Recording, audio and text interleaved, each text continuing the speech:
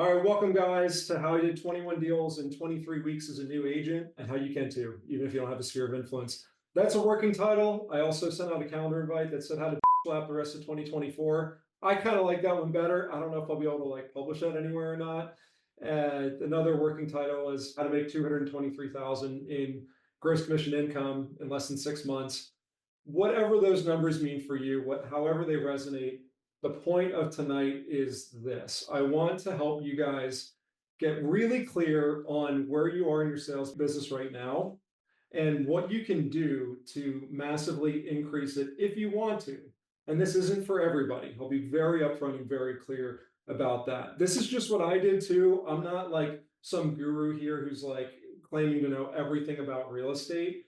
But what I've done is I've taken some of the core concepts of real estate and of sales in general, and have broken them down into some really super simple processes and tables that I'm going to share with you. So you guys good with that? Yes. Yeah. Yes, sir. Yes. All right, so let's rock it. So, okay, my real estate journey, I'll just really quickly, briefly go through this, like who I am and why, talking to you. I used to be a director of operations for a major national retailer. I had 30 stores and 200 employees across 5 states. I was 27 years old. It was a great job. Worked for them for 8 years total. I was making national training programs, flying all around the country, doing all kinds of cool stuff, setting up stores. But that wasn't everything. I was investing in real estate at the same time. And all of a sudden, what was a hobby had become a business. I had a few rental properties and I decided to get my license. And the plan was never to sell real estate. The plan was just to flip houses and buy more rentals and do more bird deals. And he's not really a cousin, but we're Egyptian, so everybody we call cousins. He's been investing in real estate for 10, 15 years longer than I have. He's my mentor in that space. And he said, hey, get your license, hang it with a brokerage. You're going to learn a lot. You're going to make a lot of valuable connections. I promise you it'll be worth your time. So I did that. And I jumped from a very safe job. I was making over $200,000 a year, company car, 401k benefits, all that nice stuff. And I jumped into a commission only job that my heart wasn't in because I didn't want to sell real estate. That was never the plan, right? And I distinctly remember one day when I was 3 months into the career, I was at one of my rental properties and I was power washing, which is a $20 per hour task that I had no business doing based on the income level I had been earning and what I intended to earn going forward. But I was in such a rut because I'd been doing all this lead gen work and nothing was paying off and I didn't know where I was going and I had no direction. The reality was I was the right play, but in the wrong workshop. Meaning I joined a team that had no training, no support, no nothing, and nobody helped develop me into a good agent. So I was getting frustrated. I was getting burnt out. Around this time, I took a course that helped me some, but mainly what I was learning was just from YouTube videos and, kind of just fumbling through scripts on my own. I didn't have Mojo Dial, I didn't have anything crazy like that. So my first 6 months as an agent were tough. I made as much in my first 6 months as I used to make in 1 month, which is kind of a kick in the nuts. That was hard mentally, if I'm being totally honest with you. In January of 2018, so that's like month number 7, I joined Brook Team and said, you know what, I'm going to give this sales thing another shot. They seem to have their shit together as much as any team can. And they did. And I got some great training, some great mentorship from David Brook, who's now one of my closest friends and a mentor in the sales space. And I went on to sell 21 houses in 23 weeks that year. And so if you're keeping score at home, within my first year in real estate, I did 29 or 30 deals. Forget if I closed 6 or 7 before going to Brook Group. And then, like I said, I did 21 and 23 weeks, which was my first, 6 months effectively with Brook Team. Currently where I'm at now, sold over 120 homes and more than 30 personal investment deals. Have about 18 rental units. We sold off 6 recently. I support 70 agents and team leaders. I've spoken at conferences a couple times and I've done a 54 unit development deal. So not to say woohoo, Lou, look at me, I've done all this cool stuff, but I've got to establish a little bit of like credibility and like why I'm worth talking to. So the difference of how did I break out? How did I actually get to a point where I could do that kind of business was I adopted the it mindset. And this is where AI is kind of funny because I had this little graphic on the right of this guy at a bubble that says, it, I'm all in. And it came up with, I said, let's do this. So I don't know, it's Mario or something like that. But I guess that's me going all in January 2018. I read a couple books, Sell or Be Sold and the 10X Rule, which really lit a fire under me. To be very clear, I am not a fan of Greg Cardone like at all. I don't think that his investing style, thesis, anything it's not sound at all. I'm not going to get into a rabbit hole, but I really kind of think he's an asshole actually for some of the things he does as an investor and some of the returns he isn't providing. That said, great salesperson, really great salesperson. And I got the opportunity to go to 10X because some guy that I met who was a random lead showed him one house, kept in touch. He had extra tickets to this 10X thing because he was a coaching client or whatever. And my cousin lived in Miami and I had airline points. And I was like, well, screw it. Why not? I'm going to go. And I saw some really great speakers. I saw Sarah Blakely, who started Spanx, which is a $2 billion company that she owns solely herself. Her husband, Jesse Itzler, started a jet company that he sold to Warren Buffett. He's actually speaking at EXPCon this year. John Maxwell, who's a prominent leadership speaker, Ty Lopez, Russell Brunson, who created ClickFunnels, all those like landing pages. He's the reason why we have those things. And I saw some really impressive people, and a lot of them were like pretty young and were self-made. And I came back with my hair lit on fire. I said, it, I'm going to sell one house per week from now till the end of the year. That's what I started with at that point. So I just basically told myself that I was going to do it. I'm like, if these people can build billion-dollar empires, like I can sell one house per week. Coming back, I knew that I was going to have to do some things. There's some obvious things you have to do when you set a goal that big. Having massive, relentless persistence, doubling down on goals. If I missed one week, I would have to do two the following week. I had to be very strategic. I had to be very purposeful with my time because that's the hardest thing for us as real estate agents, as our time can get sucked into a number of different things. And we have to be really purposeful with knowing where that time's going to go. Here's a snapshot of the tracker. Sorry, I've been saying 2018, it was 2019. I quit my job in 18. But this is the tracker. So it started with the week ending February 3rd.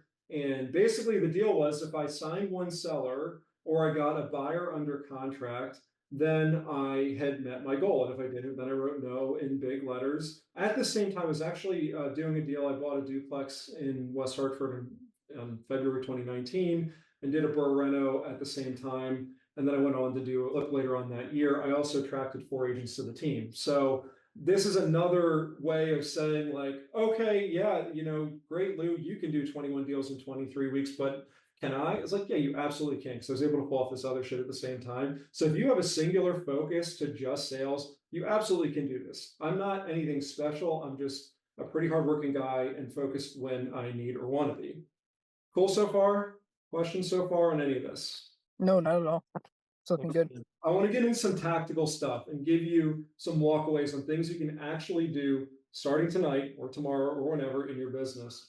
So if I were really pushing sales right now, what I would do, what I have my agents do, and I know this works, is use a couple core systems. You have to have a great CRM that's well organized.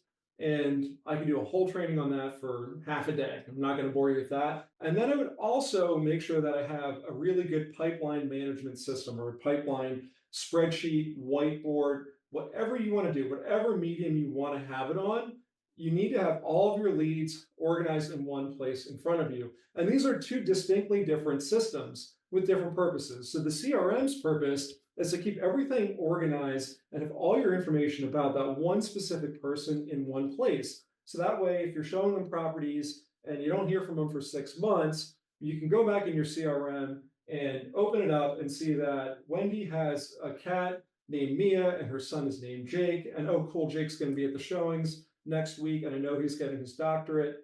That just happened to me last week. And I wouldn't have remembered all those details, but it's important to because that's part of the relationship, right? CRM, customer relationship management system.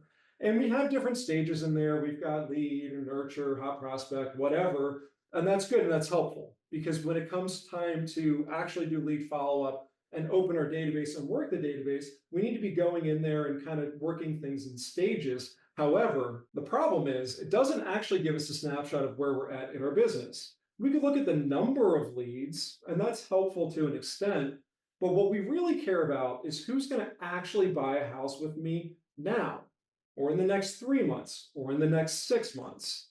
So for that reason, I made this pipeline management system, this little table you can see here, you can screenshot, it's nothing fancy, but I have all my leads organized, name, are they a buyer or seller? What's their price point? Where did I get the lead from? And what's their motivation? Are they an A, B, or a C client? Now you can call these whatever you want. They don't have to go A, B, or C. I just like this because I like really simple stuff. I'm a spreadsheet guy. I've made the most complex stuff you could ever imagine for every type of model. And I've also done simpler things, and I found that somewhere in the middle is the sweet spot. And this to me is the sweet spot. So I want to know who the client is. Are they buying? Are they selling? Lead source and motivation. And how I categorize motivation is really simple. An A client is somebody who's going to transact with me in the next month. A B would buy in the next 3 months if the right house comes up. And a C is probably 6 months or 6 months-ish out or possibly longer.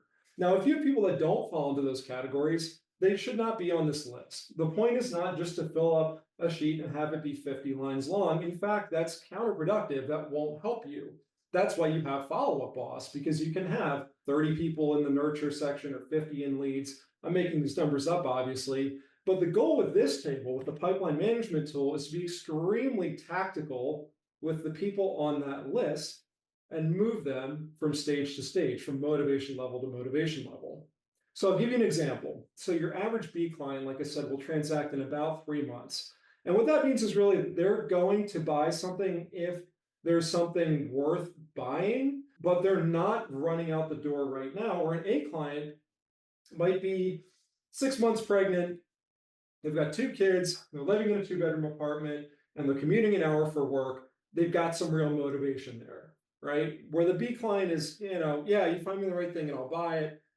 And the goal is always going to be to try to move people from one stage to the next. So based on their motivation level, I'll engage people differently that are most likely to transact sooner. I'm going to engage with more often. And the ones that are farther off, I'll engage with less often. Why? Because I don't want to waste my time. I know real big brain shit going on over here. Let me tell you what that means in like practical terms. An A client, I'm touching every once or twice per week. A B client is probably every other week, and a C client is once a month. And now that once a month for a C client, that might be just them getting my monthly newsletter. If they're a seller, they're getting hit twice a month from this valuation software I have, plus once from a newsletter. So I'm like really keeping them hot. I'm friends with a lot of my leads on social media. They see stuff all the time. They know that I, actively help people buy and sell and invest in real estate. They're still getting in touch and they're getting work, but I'm not really spending time with them. I might get on the phone with them like once every 3 months because I don't want to spend my time on people who aren't going to transact and who are unlikely to. Now, yeah, there are times that I've had a C who all of a sudden became really hot and bought something. And because I've been keeping them hot enough and giving them enough attention, they come right on back to me. A B client is kind of the sweet spot. Like the A client said, we all kind of have those in mind. I'm trying to see your question. How long would it take them to move them from stage to stage on average? That's going to vary by person, but I hope to answer that question here a little bit. So our A clients, I'll start here. Our A clients, we pretty much know who they are. If I said, hey, who are you working with? Who are your hot leads? And you just took out do this actually, take out a piece of paper and write down who your hot leads are now. Who are your A clients? While you do that, I'm going to keep talking. But seriously, do that exercise because it'll illustrate a point. The B clients are the people that you probably showed within the last couple of months, and then they went quiet or you went quiet and you don't know why. And you're wondering, is it weird? Like, should I be reaching out to them or not? And the answer is yes. It's never, you should always be reaching out to that person, but they're the person that, you're probably going to need to find something for them. Whereas the A client is going to be sending you properties a couple days per week. Your B client may require some searching.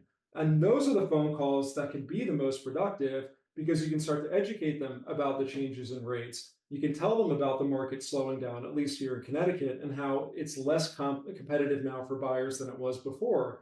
You can mention to them that there are some properties that are starting to have longer days on market. And oh my gosh, would you believe it? We're even having price reductions on some properties. Would you like me to pull together a list of properties that have had recent price reductions for you in the 4 towns you've been looking in? It's a pretty cool phone call to make, and it's a pretty helpful one to get. I know if I were in real estate and somebody called me with that message, I'd be pretty damn impressed because all of a sudden this person who's a salesperson who gets paid more money if they sell the thing for more money is calling me to tell me that the thing costs less money. Well, guess what? In reality, what do we know as realtors? We just want to do deals. Because if I sell them something for 300 or 330, I don't really care. Like it's not going to make that extra 30,000 in sale price. Like that's not going to like really move the needle for me in a material way in terms of my like wealth building. But dude, selling a $300,000 house, like, whatever, money's money. So what we need to do is we need to constantly be working people from stage to stage and getting our A's to buy or our B's to buy, ideally, or at least getting B's to A's. Now, some other ways you can do that, you can start to fire up different searches in different towns. You can look for different styles slightly outside of what they were saying and just get into more dialogue with them about different options and get talking with them because you'll likely spark something in them that will make them start looking more on their own. Keep in mind, everybody's got Zillow, Realtor.com, whatever their search system is. So they've got access to the information. It's a matter of will they stay engaged with it or not. Does that make sense? You guys have more questions on this before I move on? No, but I just want to say, son, so I've been doing this like ABC motivation. I've been doing all that and it's been working great. But I just had a client who we've been looking for a while. It's a commercial, it would be a commercial deal. And so it's kind of hard to find properties for her that fit the zoning and stuff. But she just texted me. And so I have her in the C motivation, but she just texted me and we potentially could be looking at a property this week after we've been looking for 6 months. So I just keep her in the C because she's like, it's a tough position that we're in, but at any moment we could be going to look at a property and putting in an offer. That's awesome. And you're staying top of mind and you're clearly engaging with her enough that you now have that opportunity that came up. And so you've been doing this ABC thing for how long at this point? Like couple weeks. I mean, Sean told me about it 2 or 3 weeks ago. I've literally like I have it on a whiteboard. I'm actually going to get a bigger whiteboard to keep all my stuff because I'm running out of space. But I've been doing it and Sir. just trying to move people up every step, and it's been working great. Like it's literally game changing. It is the simplest thing, and it's like so stupid. But the simplest things tend to be the things that work most effectively. That's what I found in this business. And I've tried a million different silver bullets before, but it's golden BBs. It's not silver bullets. That's what does it in this business. Any tips that you have for moving people from stage to stage? Anybody chime in? Sean, if you've got some, Elise, anybody who's got some experience in doing it this way. Any tips that you have on moving people from stage to stage would be awesome. I think with C clients, what I've been doing on the buy side, if like I can't engage with them or they're just like tough clients, I try to propose like if I were to find you something off the market right now, like that's my go-to, like off market, like what are you looking for? Like tell me everything. Then they usually open up because it's like an avenue like of like maybe they're looking, they just don't want to engage with me yet, but like who would say no to like an off market, if they're actually like looking, they just don't want to engage with me yet. So I kind of like throw that value at them, like, hey, like, what if I find something off market for you? And then I engage them through that way. So it sounds like that's been a helpful way for you to uncover motivation if you're unsure, or if you have Yep. somebody, a dead lead. That's the other category that's not represented here, right? It's a dead lead, somebody who's not talking to us. Well, that's a really good way to get that information out of them. I love that. Anyone else? Any other tips? I love appealing to their emotions. So, what I'll do is if somebody's gone stagnant or overwhelmed, life is busy, I know they're getting the automatic search maybe, and I see them looking at stuff, but I'm not getting any feedback or showing set. I'll go in and whatever they're most interested in, like if the wife really wants an updated kitchen, I'll go in, pull up that search, take a screenshot of the kitchen, send it to them in a group text and be like, hey guys, did you see this kitchen? And get them interested in some other way rather than just giving them homework, like getting them excited about going in and doing the homework again. I love that. I had one today that I just engaged. I didn't even think about, but I was talking to one of my mentees on Tuesday. He's got a house listed that's sitting a little bit that shouldn't be. West Hartford, nice property, been on the market for like 2.5 weeks, 35 showings, no offers, but some people poking around. And I was reminded of a client that I have that has been kind of looking ish for 2 years. They're like the C client of all C clients. And I've only showed them one property, and they're in Boston, and they're thinking about moving to Providence. Then they got referred to me by one of my agents in Rhode Island because they're thinking about looking out here. And then it was blah blah blah. You get the whole story. Well, I was able to hit them up with a message and said, "Hey, this property's on the market. Somebody in my office has it as a listing. They're getting a lot of activity, but they're not getting any offers. They're thinking about a price reduction, and this could be a good opportunity for you to look at a property that doesn't have a ton of competition right now, but probably should." And by the way, we're in this really weird pocket of time in the market where clients are getting great houses without going ridiculously over asking. That actually happened with me and my wife with the house that we're purchasing right now. Boom. What a value text, right? Now we're talking again, and we'll see if they like the house or not. But it's again another way to engage people. It's like have a piece of information that's new to them. And I know for a fact they haven't been looking or they would have been sending me stuff. So here's my question to you. What will you do for the rest of the year? Like, are you going to stall out? Or are you going to let time slip away? Like, are you going to take action? We have at this point there are 99 days left in the year from now to the end of the year. I'm going off an Instagram post. Somebody said it was 100 yesterday, so I'm thinking it's 99.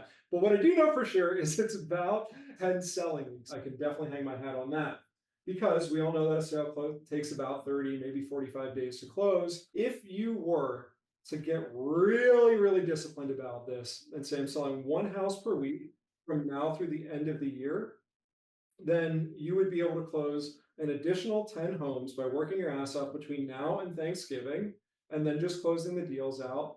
If you sold 10 homes at 400K each, you'd make 100K in GCI. So it's up to you.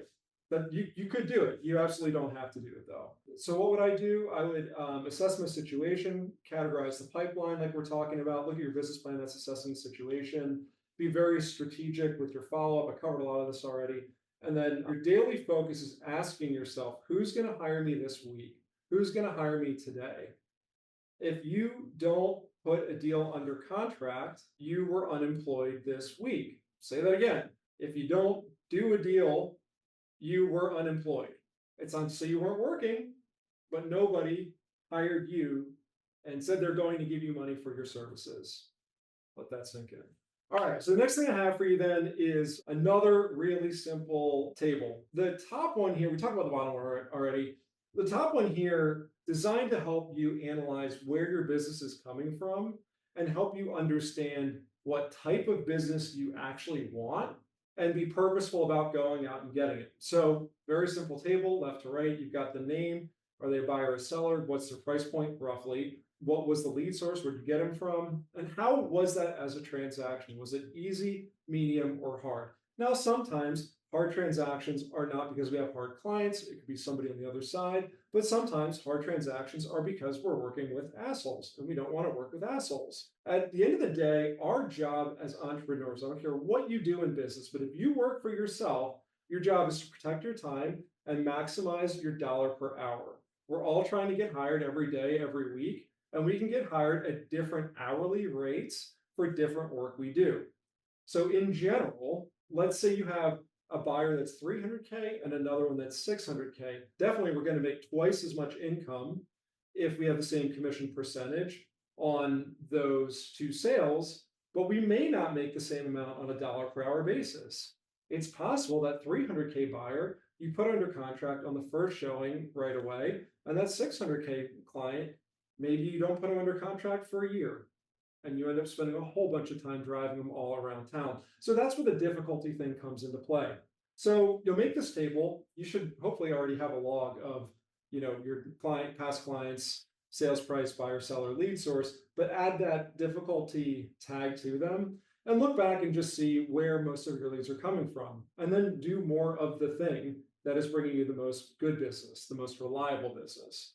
So you might be getting a lot of referrals. I had an agent that I coached who worked with a veterans organization and they got leads and they had to pay 25% referral back to this organization. And it was a low price point. It was about 250,000. And this person did a shitload of deals, but their average price point was really low. And the amount of money they were making for the number of deals they were making that they were doing didn't make any sense.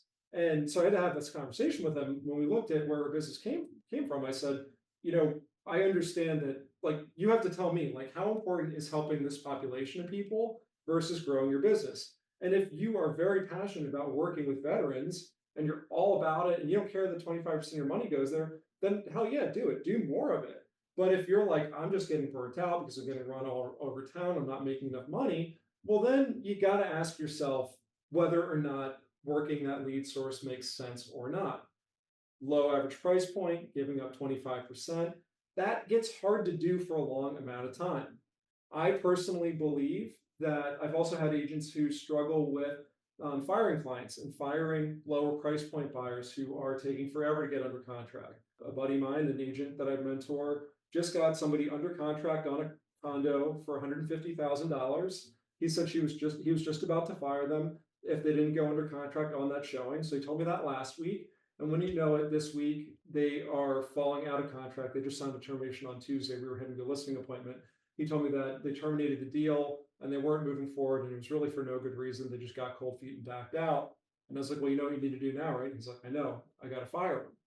And he had a little bit of trepidation about that. And, that could be he didn't know what to say, although we scripted it, or it could be something else there. And what it ended up being in this person's case was that he felt bad because this is somebody in a lower price point that was going to have a harder time, getting under contract. But the reality is she wasn't committed to the process at all.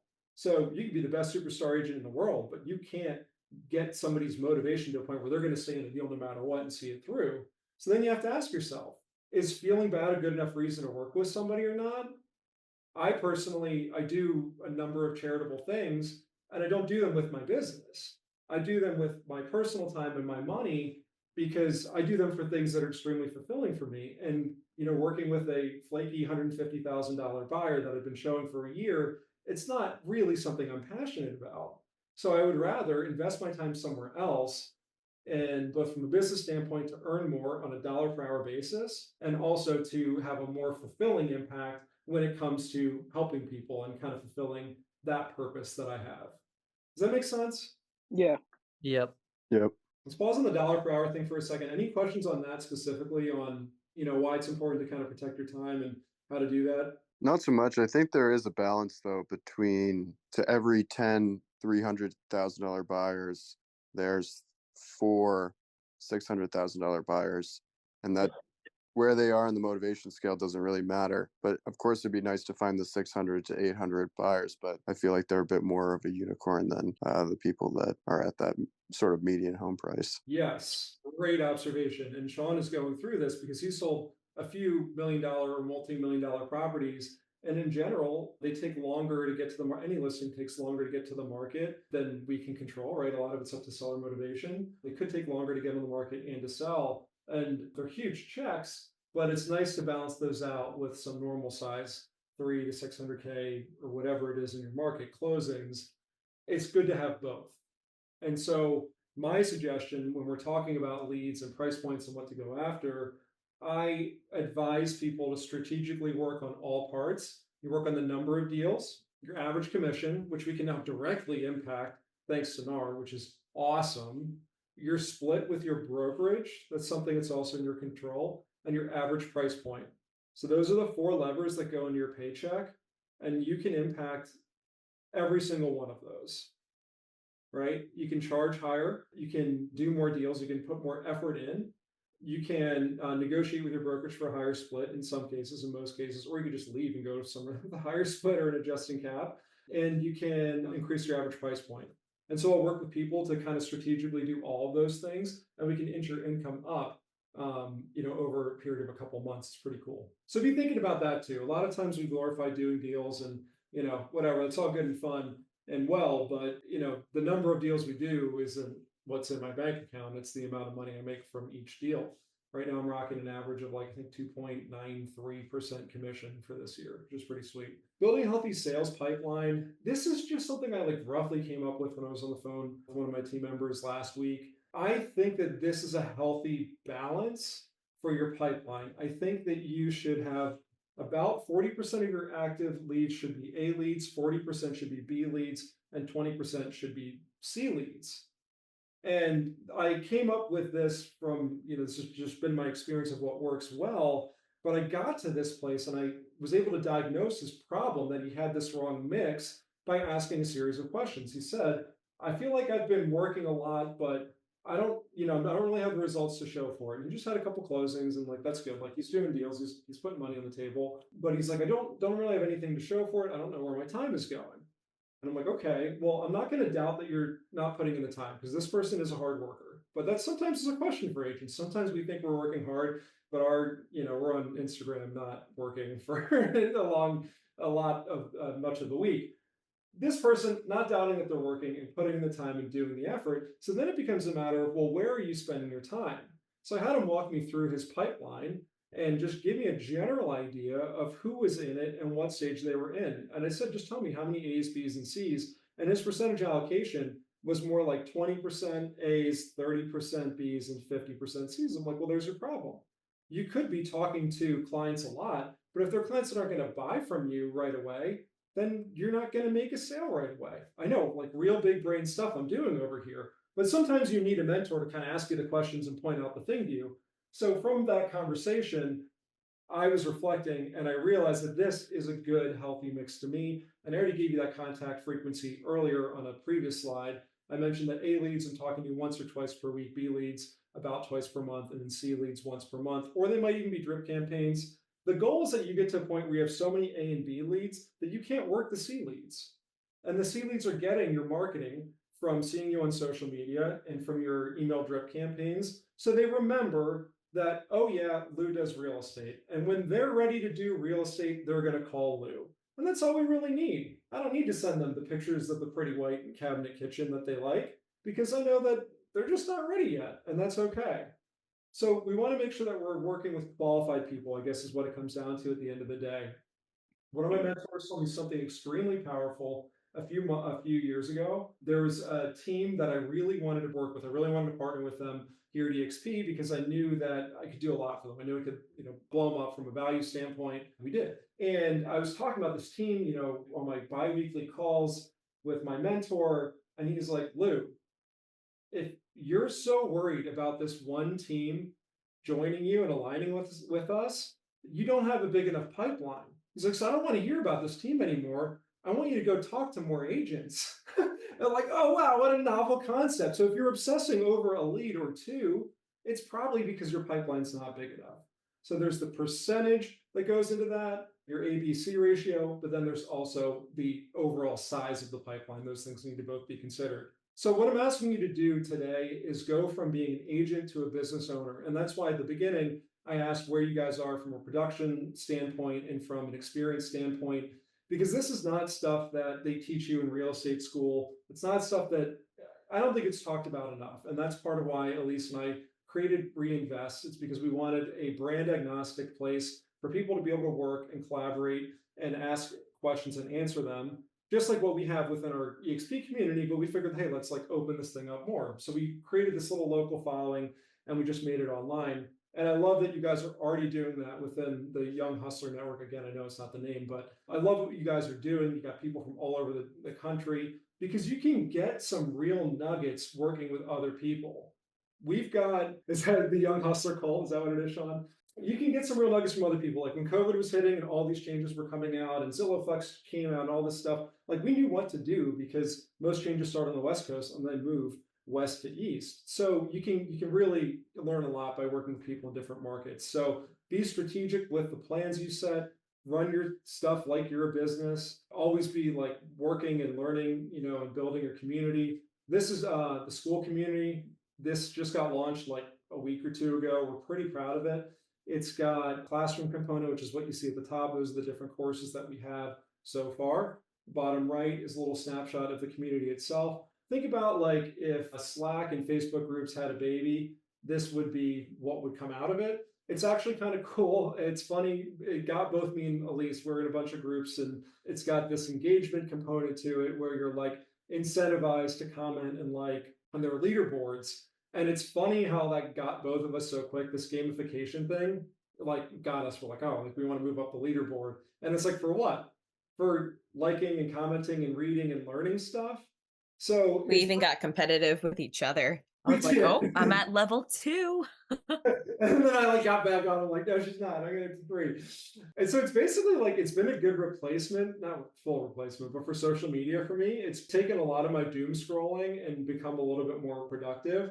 So we're hoping that we can build like a really good community within this platform, whatever, just give some value back to agents. We also are selling some courses in there. That's not the purpose of this presentation. You'll see them in there if you're curious. Cool. But we've got a bunch of stuff for free. I highly, highly suggest you check out this free mini course on the NAR lawsuit, mastering buyers, mastering listings, and the business plan seminar. That's kind of like our claim to fame. We've been doing that in person for 3 years. We get about 75 attendees just locally here in Connecticut. That's one QR code. Scan that and join. It'll ask you a few quick questions like, hey, what's keeping you up at night? Like, what problems do you have? That's because we're trying to make our content geared towards things that people actually care about and problems they need to solve in their business. So scan that QR code. If you're on your phone now after this and you can't scan the QR, just go to skool.com, Skool.com, and then the search, type in reinvest real estate. You'll find us. We're the cool green R logo with the arrow in it.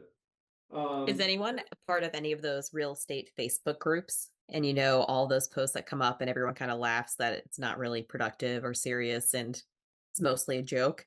We're trying to essentially put all of that valuable information that you'd hope to get out of those Facebook groups in an area where learning and teaching is actually taking place. Exactly. Certain people have ruined Facebook for all of us, and some of those communities have some productive stuff in it, but like 10% of it is productive and the rest is just garbage and trash. You know, we don't want that. We want to just do more deals, frankly. So we're trying to cut the crap out. So some things you can, thanks for adding that, Elise. That's awesome. Some things you can do now to take action now: create your trackers, schedule that lead gen time, protect that thing like nothing else. You want to protect it like it's a listing appointment. You would never pick up the phone in the middle of a listing appointment. So don't pick up the call from the agent you're under contract on who's calling about some stupid fucking couch that they want to ask if your client wants to buy or not. Doesn't matter. Let it wait. Call them in the afternoon. Do your lead gen time. That's your appointment with your future self to be able to do what you want to do with your money. If you want to, you can book a strategy call. Hit me up. That's my calendar. That's a Calendly link there. This is something I just added last minute because I figured whatever, pay it forward. I'm very confident that we can talk, and in 15 minutes I can diagnose where your problem is or your pain point is in your business, and I'm happy to do that. I do it all the time for agents. And then commit to growth, just like embrace the challenge. Like embrace the suck is what this really should say. But AI, I think, cleaned that up. There's concept called eat the frog, and basically the idea of this is that you do the thing that sucks the most first thing in the morning. You do it right away. That way you have it out of the, it's done and you don't have to worry about it for the rest of the day. Because what happens when we don't do that is we just start obsessing and a simple task becomes a big one. Then all of a sudden it's something that we end up not doing it. Ask me how I know. Launching the Reinvest community was that for me. So I've been doing this for 6 years. I built 3 six-figure businesses. I've run, a bunch of stores. I've done a bunch of like cool shit in business, but I still fall into these same mental traps. And whatever it is, the I'm not good enough, or what if they don't like it, or I don't know what to do next. And the answer to all of that is figure out what the problem is, write down what the next step is, and just fucking do it. Like that's as simple as it gets. And that's coming from somebody who was in like a very stalled state for, I don't know, a couple weeks. Does that make sense? Does that help? Is that clear? Yeah, that was great. Awesome. What questions you guys have? What can I help you with? I got a quick question for you. So I recently started doing cold calling. Well, I've been cold calling on and off, but I've been consistent with it recently. And I found a ton of good conversations just from circle prospecting, kind of like what Sean does. But I come across a ton of people that are like, yeah, I'll probably sell in like a year or like 2 years. And if I put them in the C group, I'm going to be like 10% A group and 10% B and then 80% C. So would you recommend I just make a completely separate, I guess, file of like a year plus and then kind of just like check in with them like every 3 months?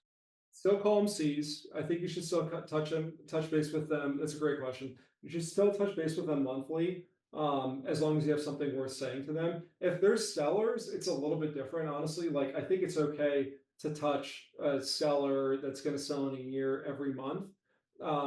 If it's buyers, definitely stick to the ABC thing with the timeframes I prescribed. A trick that I've learned with sellers is whatever time frame they give you, cut it in half. So if they say they're going to sell, Yeah.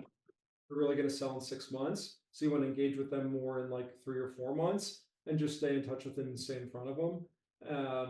And then always be looking for just valuable things. Like you can reach out to people as many times as you want, as long as it's something that's going to be useful. So if you have tips your home for sale, the improvements that are going to increase their price or their desirability, a list of contractors that can help them with improvements, a referral to a stager that can give them suggestions on improving the house, advice on moving. If they're going out of state, you can find out of state movers for them. I don't know, it's 6 things right there. Throw it in ChatGPT. Mhm. Give you a bunch. Thank you. Yep, great question. Donovan, what you got? Yeah, so I've been cold calling since January, I would say. So I've been kind of like half for my mentor, half for myself. And for a while I was solely doing pre-foreclosures. I just recently added circle prospecting in last week now that I'm my own agent. But one thing that I've been struggling with this past month is with pre-foreclosures. I'm not sure if it's just the people um or like, their situation individually, but what I see a lot happening is I'll schedule these appointments where I go out with my mentor, we present them, with the solutions on, like doing a sub 2 deal, some kind of creative finance deal, and then obviously listing the home. And then it gets to the point where, usually for these people it's best to do some kind of creative finance because that's what will net them the most. Yep. And it'll get to the point where my mentor, he'll send them the contract through email, something like that. And then right after that, they'll go ghost. Yep. Like I'll follow up with them. So I'm just kind of wondering how you think I should go about it. I mean, I've had this one lady, I went out on an appointment like 3 weeks ago, or it was probably like 2 weeks ago, but we've gotten to the point where we sent her the contract. She was super nice, everything. We had great rapport, but then like once that contract hit her inbox, she just went completely ghost. So I So guess if what you're input on happened? that. I've worked those leads before. I've bought houses pre-foreclosure, reporter situations, all kinds of crazy stuff. And what I found is a lot of times there's a like a mental component that's holding them up. So when they see the contract, that might be them coming to the reality to terms with the reality that yeah, they really are going to get foreclosed on and they have to do something. And it's possible that they're the type of person that shuts down when something negative comes up or a big decision comes up, and it is kind of like the ultimate big decision, like you're going to get kicked out of your house and you got to do something, and you guys have presented the solution, but that may be the first time that reality's hitting and the first time that she's actually like really considering it and working through it in her mind and or really talking to other people about it. I think it's important to make sure that your follow-up is like of the educational variety. So you may want to consider, I like to try to present contracts in person whenever I can, and it's great to get it signed in person. If you can't though, maybe your follow-up is like a Loom video walking through the contract, explaining it to them, you know, suggesting that they have an attorney look at it if they want to. Most won't, some will. It's the ethical thing to do. I think you kind of run a better business with doing that long term. But if you're just taking that little bit of compassionate approach where you're like, okay, if I were this person, what could be holding me up? And trying to solve that problem. And a lot of times it's just that they're like stalled out. And I think you'll have some success moving people along. Okay, thank you. Yeah, so I'll definitely talk with my mentor about presenting the contract in person rather than just saying, "Oh, hey, it's in your inbox." Do what you want, I guess. Yeah, exactly. And the way, the way I do that is I just sit down and say, got a purchase agreement with me. And like I mentioned, we'd be able to purchase the price of the house for X. So I'm going to go ahead and just fill that out. And this line, I have everything pre-filled except for like, some things like purchase price and the details that you can't. And so I'll just kind of explain it to them and fill it out as we go. And then as you're getting to the end, you say, okay, so if this seems like a solution that makes sense for you, we can go ahead and sign this now. Like I said, we can close on the property within a week. And if you need more time, that's okay too. Like, what's your ideal moving time frame? You get them to ask that or to answer that. You say, okay, cool. Yeah, we could do 3 weeks, no problem. You can have as much time as you need. So we could change the closing date on this page. And then, what do you think? Are you good to go? Are you ready to move forward? And just make it really casual. But if you're explaining the document, you kind of fill it in at the same time. Then it just feels like, oh yeah, the next step in the process is that we sign the thing. But when you walk out the door and then all of a sudden it's like, DocuSign from Donovan about some of your house. Like then, you get that like separation between that emotion and that need and the actual thing happening. Like Elise said before, like always try to tie things back to the emotion. You don't want to break that emotional, I don't know, flow, if you will. I don't know. I can't find a good word for that, but you I don't get want what you mean, though. yeah. Thank you. Sure. Sean, what you got? Hey Lou, thank you so much for this.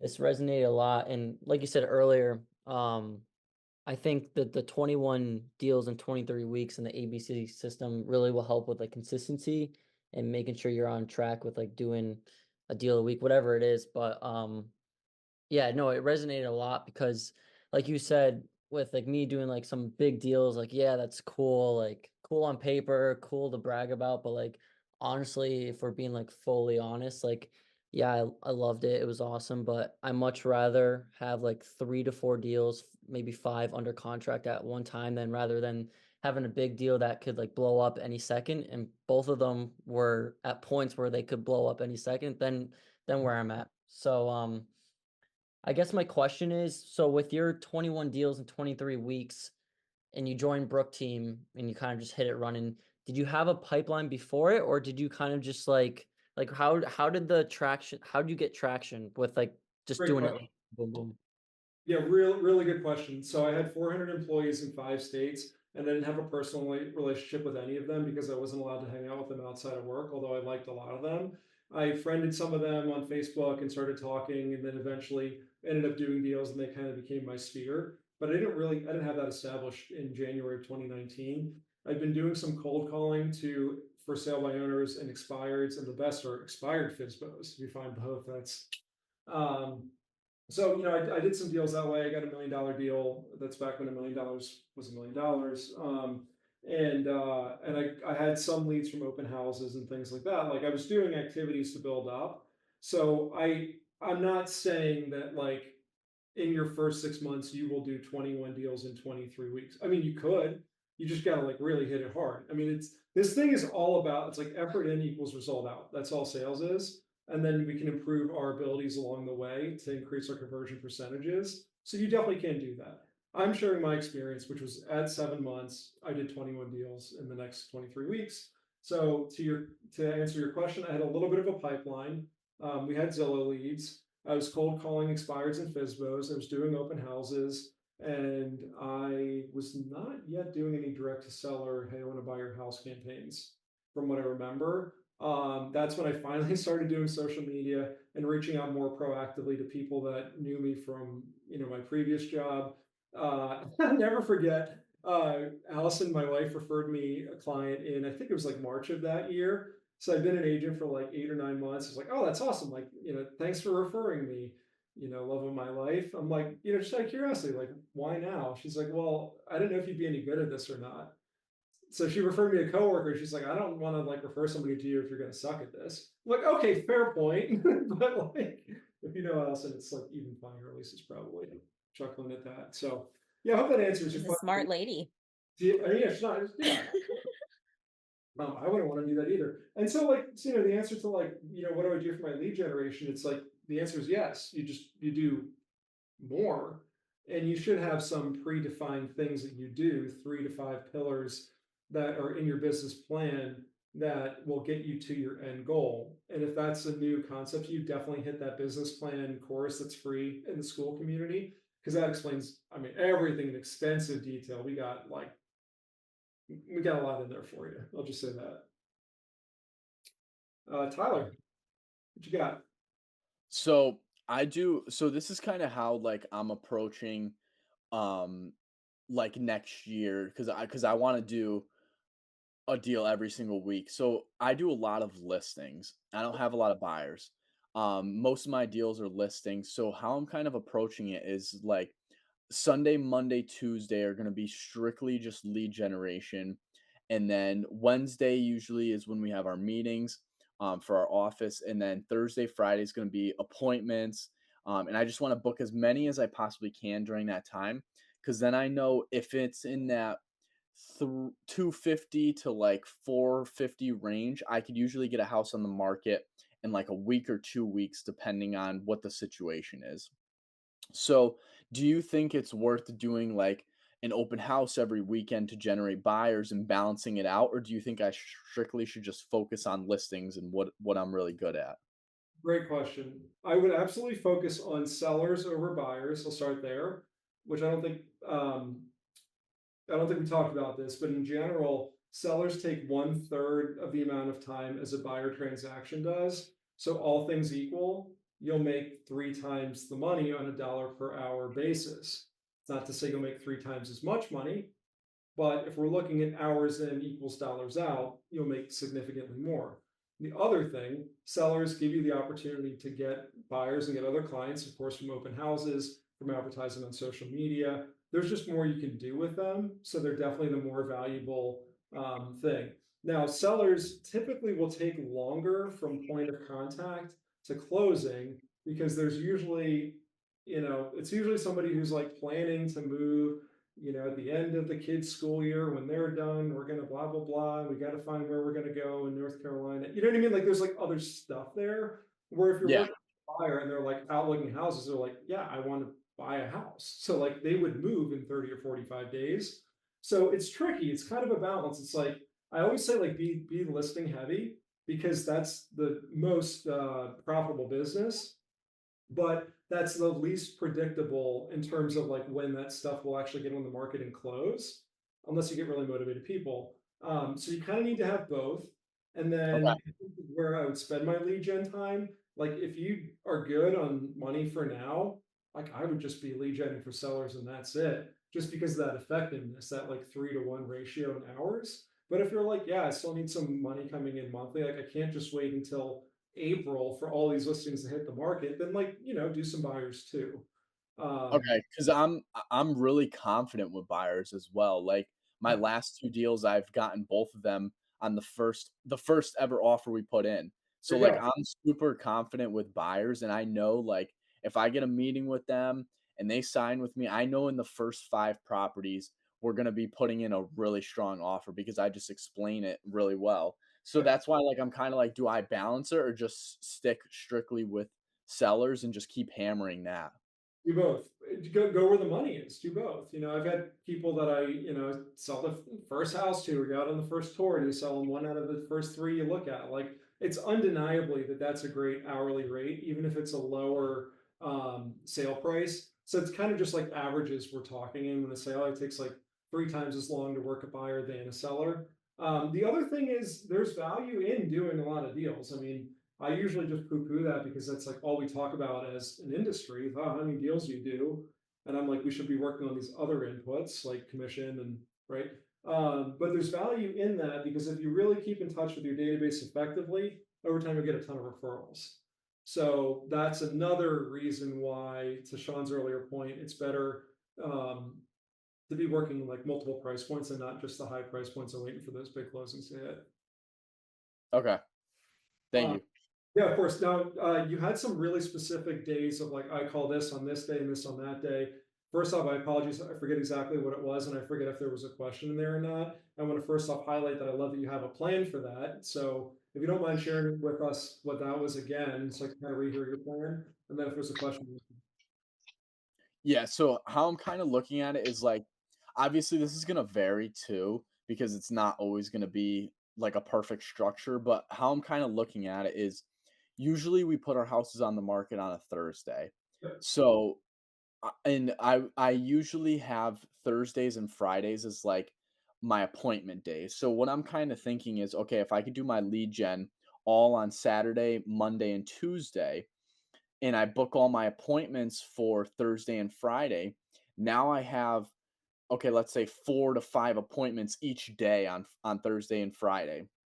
And then I do an open house Saturday to try and get buyers for properties or just in general. So that's kind of how I'm looking at it is like, okay, if I can do my lead gen on these 3 days and get a bunch of people in the pipeline for Thursday and Friday, Wednesday's kind of usually out of the books because of our office meeting that we have for William Ravis.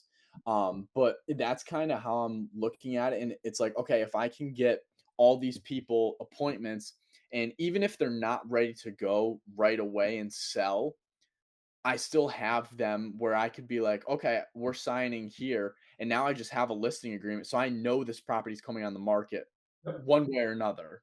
Yep. And you can soft pitch it to buyers off market. And you can do a lot of stuff with that too. That's great. Exactly. I love that plan for a bunch of reasons. Number one, you're aware of what your sales cycle is, what your week cycle is. Some agents are just rolling into it and they have no idea, what days are busiest and why. Number two, I like that you have your lead gen consolidated to 3 days. So I'm going to speak out of both sides of my mouth on this one. On the one hand, if you're a newer agent, you should absolutely be lead generating at least 2 hours a day, at least 5 days a week. So usually Monday through Friday, 9 to 11 or something like that is what's typically prescribed. That's like in all the books, right? It's not like me just coming up with this.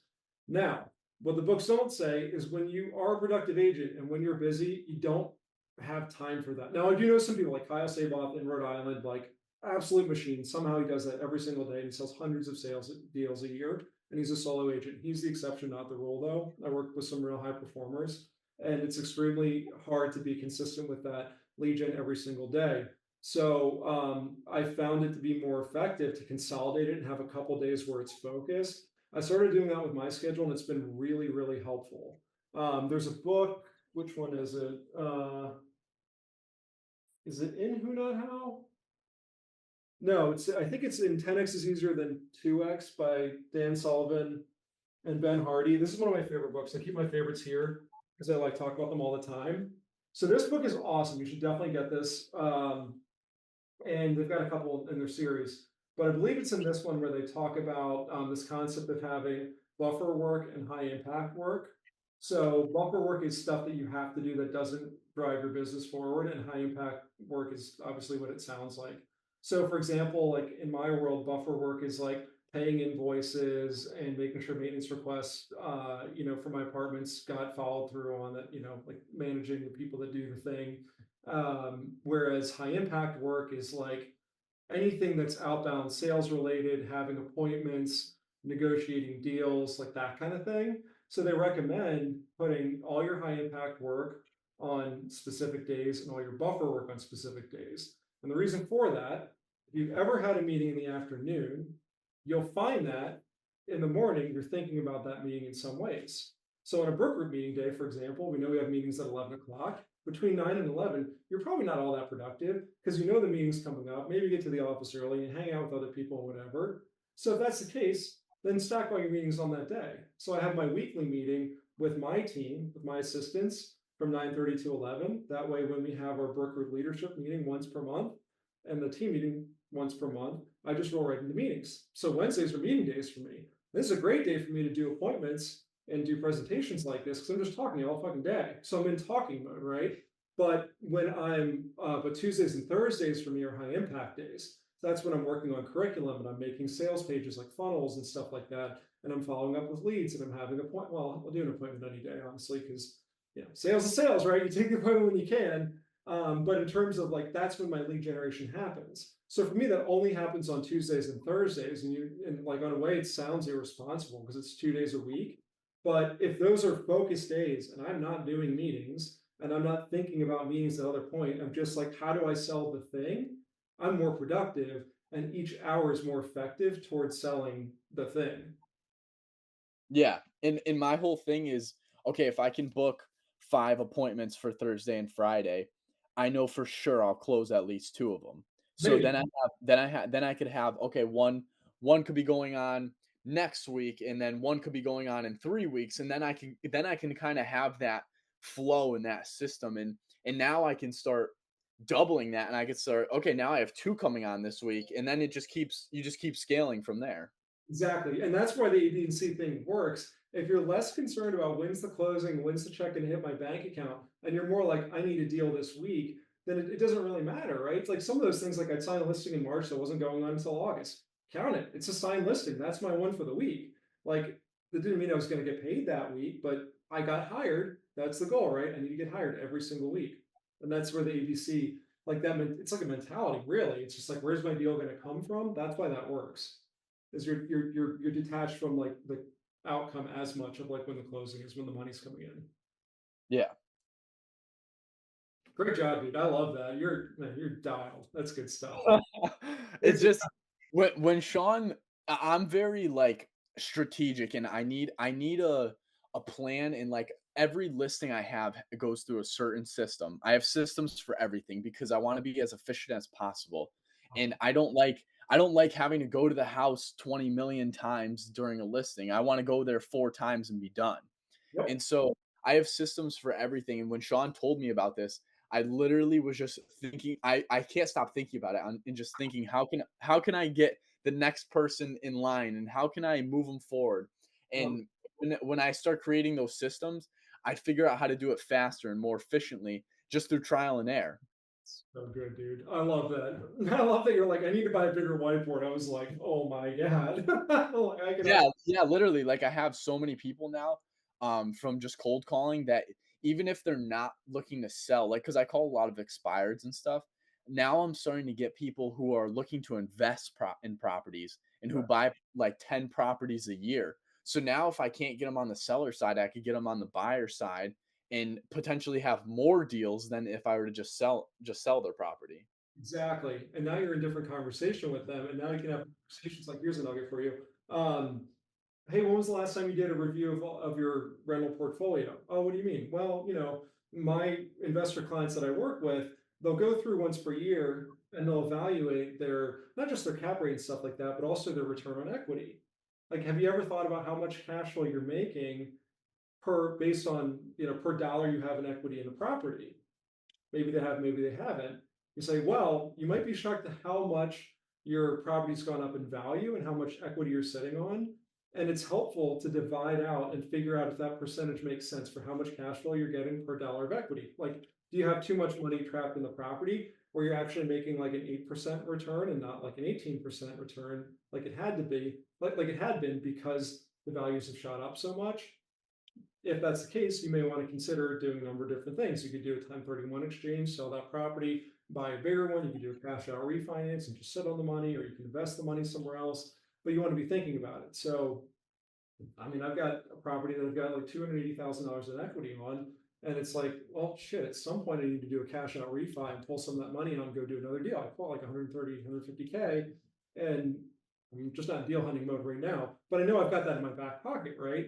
So if you can have that type of conversation with your investors and guys that like when you get to like, I'm gonna sound like real snobby, but when you get to having like, 8, 10 plus properties, like you just lose track of stuff. Like I couldn't tell you how much I'm charging in rent for each unit. Like, I have no fucking idea. We have systems, right? Like I could look it up, but you just have no idea. And then at some point, you also kind of sometimes lose track of your market. Like the property we sold in East Hartford last year sold for like 70K more than I thought it would. What the hell? I just wasn't looking at it. So you can bring some serious value to your investor clients, and you can do deals because of that. Yeah, 100%. Because, like I just talked to some guy literally right before this call, and he had a property that expired, and he's like, "Look, I'm not looking to sell it for probably another 6 months. Like my father's going through some stuff, and he's gonna live in it."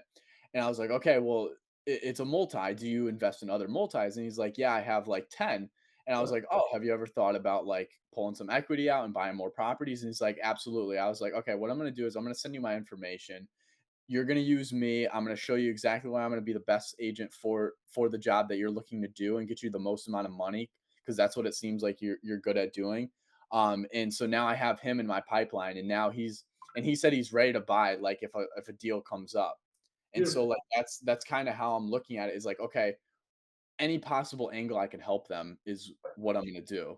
Exactly.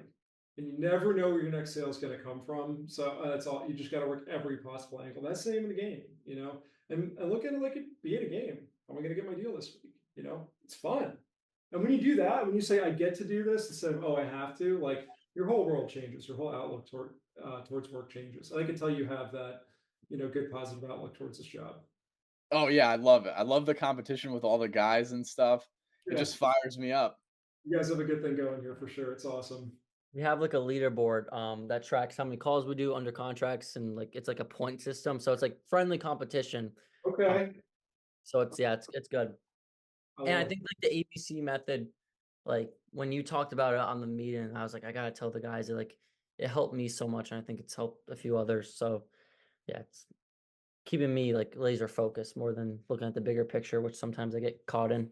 Yeah, yeah, no, I'm really happy to hear that. So, yeah, we could send this recording out sometime later on this week or next week. I'm moving, so my wife's upstairs packing, so I should probably go and help with that a little bit.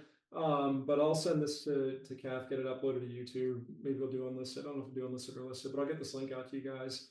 Sean, maybe if you want to drop me an email with these guys' email addresses, anybody who wants this, and maybe I could throw together a couple spreadsheets for you too that might help you out. Yeah, it was That would be great.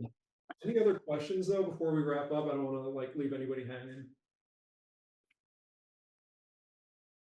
All right, cool. You should also be getting, I think, a transcript of this and like the high net level takeaways from Fireflies. That's my AI note taker. I think that automatically goes to everybody who's on the calendar invite. So that might be helpful in some ways too. If you're like, oh, I forget what he said about this. Like, I think it's got a full transcript and then also summary. So you can, if that's helpful, but I'll get you the video as well. Thank you, Lou. I appreciate it. Yes, Cool. thank you. Thanks. This was awesome. Yeah, thank you so Thank much. you so much. Take care, y'all. Awesome. Thanks, Good Lou. night. Good night. See you, boys.